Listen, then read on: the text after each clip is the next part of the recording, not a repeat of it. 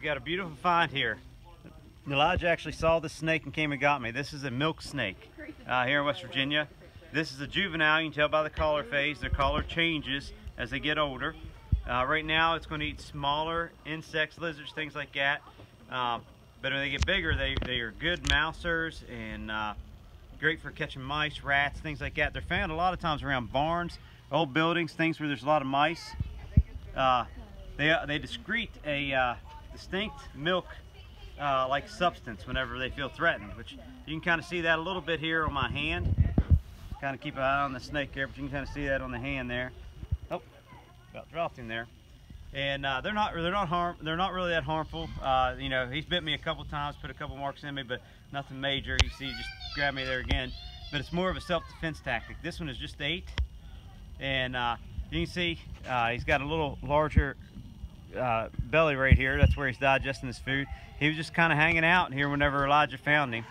But it shows the diversity that our Creator had when He created snakes like this, any animal. You know, like I said before, the only reason we're scared of snakes, you know, it's the one animal that most people in the world are intimidated by, startled by. This goes back to the curse in the Garden of Eden, where Satan came in and used the serpent as his means, and he was cursed.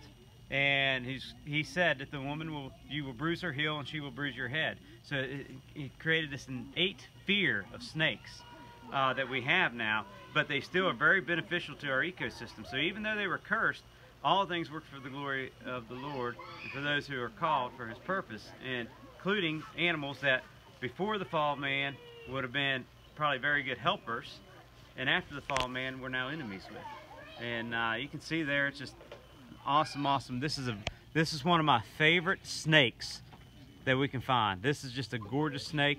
You can see he's a little feisty. I'm probably getting him to strike at me here. I got the camera going. He's just not sure what's going on. He's finally starting to settle down some. He was real feisty when we first caught him, but beautiful snake. We're going to turn him loose someplace and let him go on his way. One other thing about milk snakes, they since they were found so often in barns, they actually, one of the reasons they got their name is because they thought that they would hook onto the teat of a cow and suck the milk from them, and that they actually lived off milk. But that is a myth. That's just how they got their names, which is very fascinating when you think about it. There, he got me pretty good. You can see he's got these small teeth. If you can see on my finger there's just 2 little, looks like little scratches. That's from his mouth. I don't know if I can get his mouth open here for you. Come on, buddy, open that mouth there, big guy. If we can get him open, you can see the rows of teeth that he actually has. You can see they're real small. They're not fangs, anything like that. There's these real small teeth right there. They're probably real hard to see. They're pretty sharp.